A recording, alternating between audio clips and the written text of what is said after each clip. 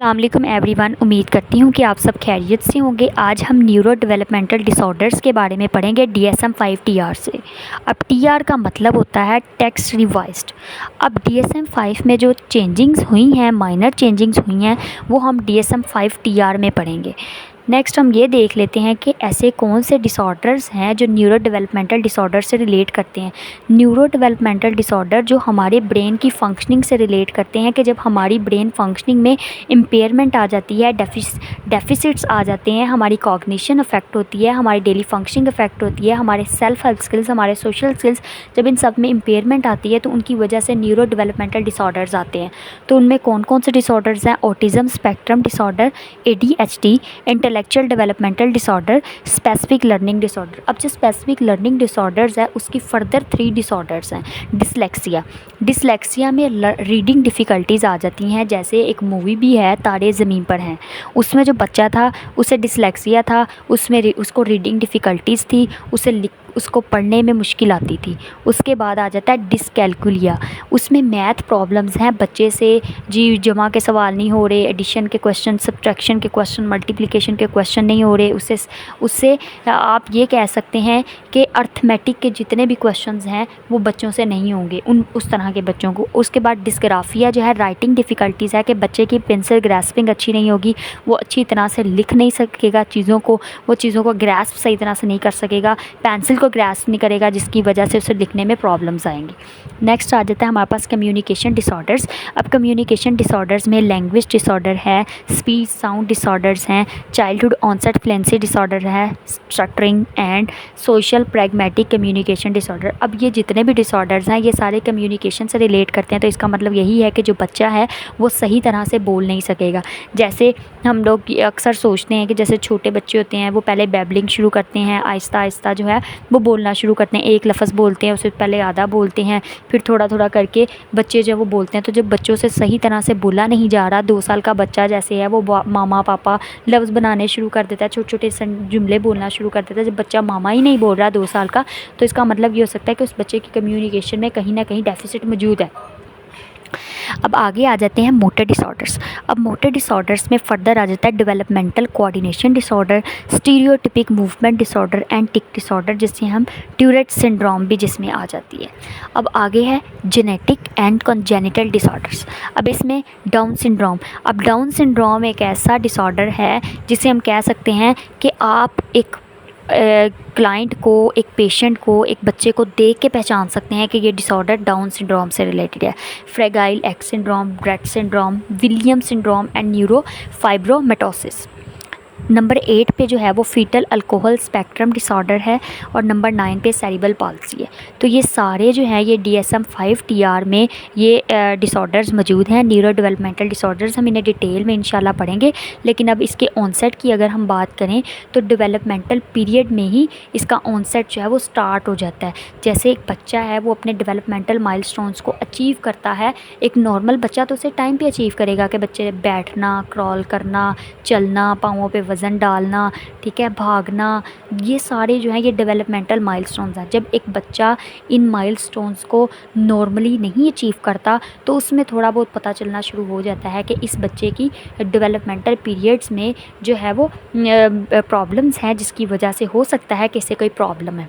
अब वो ये यहाँ पे लिखा हुआ है the disorders typically manifest early in development. अब ये ज़रूरी नहीं है कि जो हमारे पास जो बच्चे हैं स्कूल जाने से पहले, वो ये कह रहा है often before the child school enters, बच्चे के स्कूल जाने से पहले ही इस तरह के जो डिसऑर्डर्स हैं इनकी मैनिफेस्टेशन स्टार्ट हो जाती है। And are characterized by developmental deficits और differences in brain process that produce impairment. जब एक इंडिविजुअल के ब्रेन के प्रोसेसेस में डिफरेंसेस आ जाते हैं, उसकी डेवलपमेंट में डेफिशिएंसी आना शुरू हो जाती है, तो उस वक्त पर इम्पेयरमेंट आती है। अब ये जो डेवलपमेंटल डिसऑर्डर्स हैं ये एक इंडिविजुअल की किन किन चीज़ों में इम्पेयरमेंट ला सकते हैं? एक बच्चे की पर्सनल मतलब जैसे सेल्फ हेल्प स्किल्स हैं, सोशल स्किल्स हैं, एकेडमिक स्किल्स हैं, उनकी ऑक्यूपेशनल फंक्शनिंग है, ये सारे के सारे जो प्रॉब्लम्स हैं ये अक्कर होते हैं बच्चे में। अब यहाँ पे हम ये नहीं कह सकते कि अगर बच्चे को ये इसमें से कोई एक भी मसला है तो हम ये कह दें कि बच्चे को डिसऑर्डर है, नहीं, हम ऐसा नहीं कर सकते।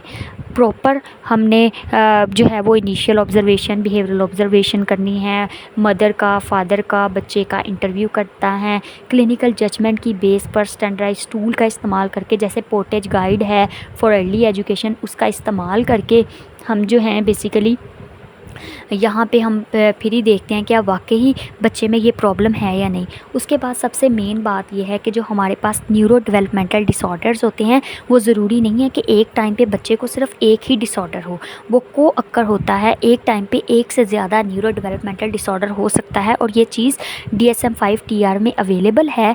पेज नंबर 35, 36 और 37 जो है मैंने आज के लेक्चर में कवर किया है DSM-5 TR का। अब यहाँ पे वो ये कह रहा है कि अगर एक बच्चे को ऑटिज़म स्पेक्ट्रम डिसऑर्डर है तो हो सकता है कि उसे इंटेलेक्चुअल डिसेबिलिटी भी हो, लेकिन हम ये भी कह सकते हैं कि ऑटिज़म के जो क्लाइंट्स होते हैं उनमें कोई हिडन टैलेंट भी अवेलेबल होता है। तो यहाँ पे वो ये कह रहा है कि ऑटिज़म के साथ इंटेलेक्चुअल डिसेबिलिटी भी हो सकता है, और कुछ ऐसे बच्चे भी हैं जिन्हें ADHD है और ADHD के साथ उन्हें स्पेसिफिक लर्निंग डिसऑर्डर भी हो सकता है। अब उसके बाद वो ये भी कह रहा है कि the neuro developmental disorders are frequently co-occur with other mental and behavioural disorders with onset in childhood. ठीक है, अब वो यहाँ पे वो ये भी बात करते हैं कि अगर हमारे पास एक जो ये डिसऑर्डर्स हैं, जो न्यूरो डेवलपमेंटल डिसऑर्डर्स हैं, ये बेसिकली मेंटल और बिहेवियरल डिसऑर्डर्स के साथ भी को अक्कर हो जाते हैं। ठीक है, communication disorders and autism spectrum disorder may be associated with anxiety disorders, ADHD which oppositional deficient disorder, tics and obsessive compulsive disorder. मतलब ये है कि यहाँ पे इस पूरी स्लाइड में वो यही कंटेंट कवर कर रहा है कि हमारे पास जो न्यूरो डेवलपमेंटल डिसऑर्डर हैं, एक बच्चे को एक टाइम पे एक डिसऑर्डर ही हम डायग्नोज नहीं कर सकते। अगर उसकी प्रॉब्लम्स को अक्कर कर रही हैं किसी दूसरे डिसऑर्डर के साथ तो हम उसे मिक्स्ड डिसऑर्डर भी डायग्नोज कर सकते हैं।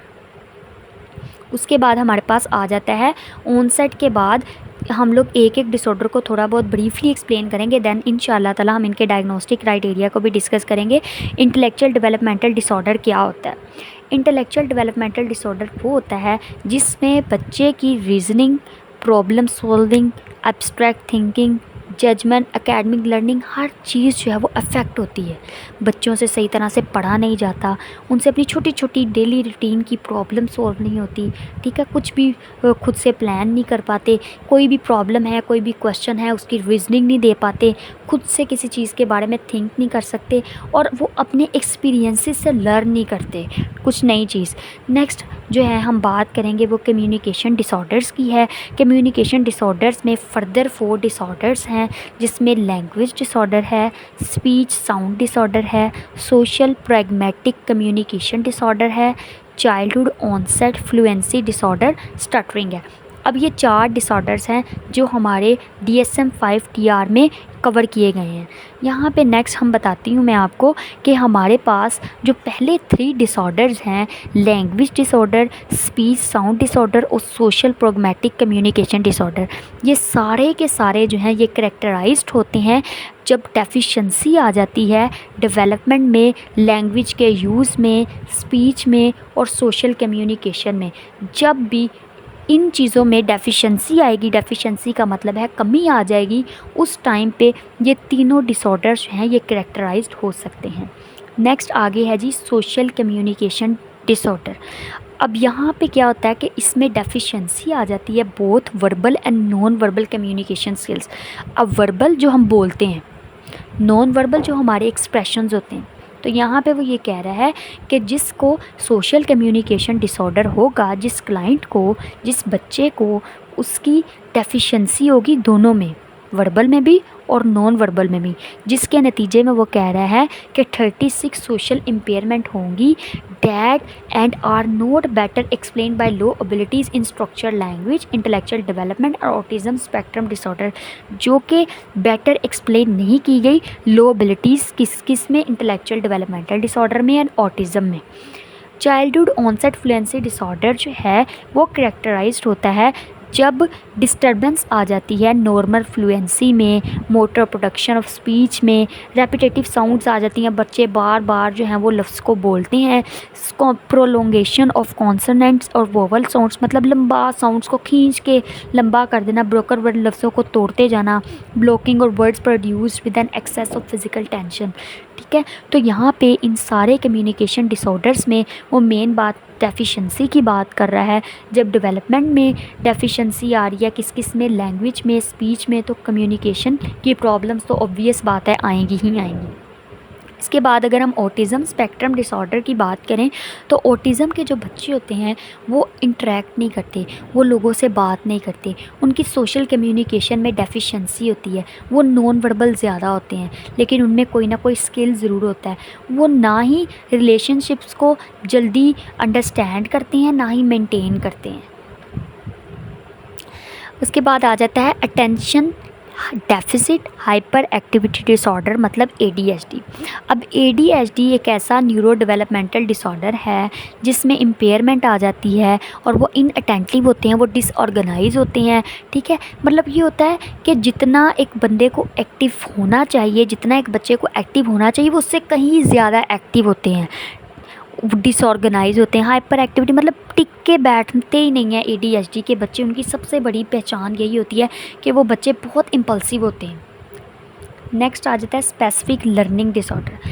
स्पेसिफिक लर्निंग डिसऑर्डर्स जो हैं उसमें हम किसी जो डिसलेक्सिया की भी डिस्कस कर सकते हैं कि लर्निंग से ही पता चल रहा है कि जिन बच्चों की लर्निंग में प्रॉब्लम्स होंगी, लर्निंग एबिलिटी ख़राब होगी, जिनकी एकेडमिक परफॉर्मेंस अच्छी नहीं होगी, उन बच्चों को जो है वो स्पेसिफिक लर्निंग डिसऑर्डर जो है वो डायग्नोस किया जा सकता है। लेकिन फिर एक बार मैं कह दूं आप सबको कि बड़ा आप ये नहीं कह सकते कि इतना सा क्राइटेरिया पढ़ के आप कह दें कि इस बच्चे को स्पेसिफिक लर्निंग डिसऑर्डर है, जब तक हम प्रॉपर डायग्नोसिस नहीं करते, केस फॉर्मुलेशन नहीं करते, जब प्रोफेशनल तरीके से हम डायग्नोस नहीं करते कि इस बच्चे को ये डिसऑर्डर हो सकता है।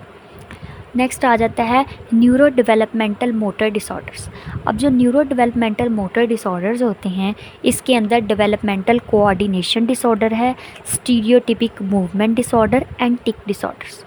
वो कह रहा है कि जो डेवलपमेंटल कोऑर्डिनेशन डिसऑर्डर होता है वो करेक्टराइज्ड होता है by deficits in the acquisition and execution of coordinated motor skills and is manifested by clumsiness and slowness or inaccuracy of performance of 37 motor skills that cause interference with activities of daily living.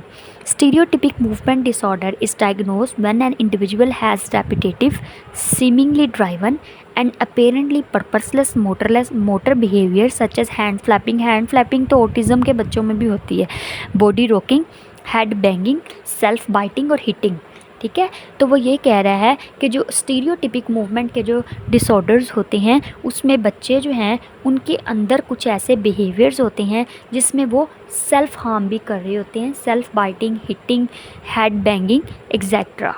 अब यहाँ पे हम specifiers की बात अगर कर दें तो स्पेसिफायर्स जो होते हैं वो हेल्प करते हैं एक प्रोफेशनल को, एक क्लिनिकल साइकोलॉजिस्ट को कि वो न्यूरो डेवलपमेंटल डिसऑर्डर्स को डायग्नोस करे डिटेल में, एक पर्सन की सिम्टम्स को देख के, उसकी डेवलपमेंटल माइलस्टोन्स को देख के स्पेसिफायर्स जो हैं वो उसे क्लियर पिक्चर प्रोवाइड करते हैं, डिटेल पिक्चर प्रोवाइड करते हैं कि एक पर्सन को अगर डिसऑर्डर है तो वो सीवियर है, माइल्ड है, मॉडरेट है, प्रोलॉन्ग है।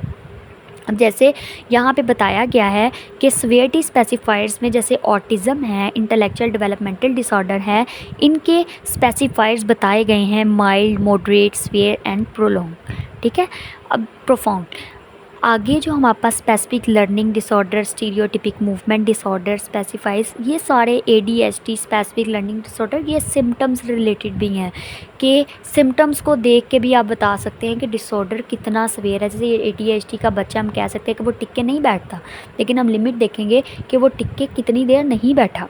ठीक है, तो वो उसकी टाइम ड्यूरेशन देखेंगे। स्टीरियोटिपिक मूवमेंट है, अगर उसका सेल्फ हार्मिंग है, वो सेल्फ बाइट कर रहा है, उसकी हैंड फ्लैपिंग मूवमेंट है, तो वो कितनी है।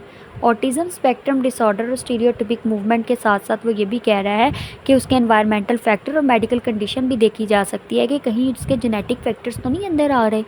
तो ये सारा आज का हमारा लेक्चर है। उम्मीद करती हूँ कि आप सबको समझ आई होगी। अगर किसी पॉइंट की समझ नहीं आई तो कमेंट्स बॉक्स में मेरे से क्वेश्चन करें, मैं उस क्वेश्चन का आंसर ज़रूर दूँगी। Thank you so much for listen to me.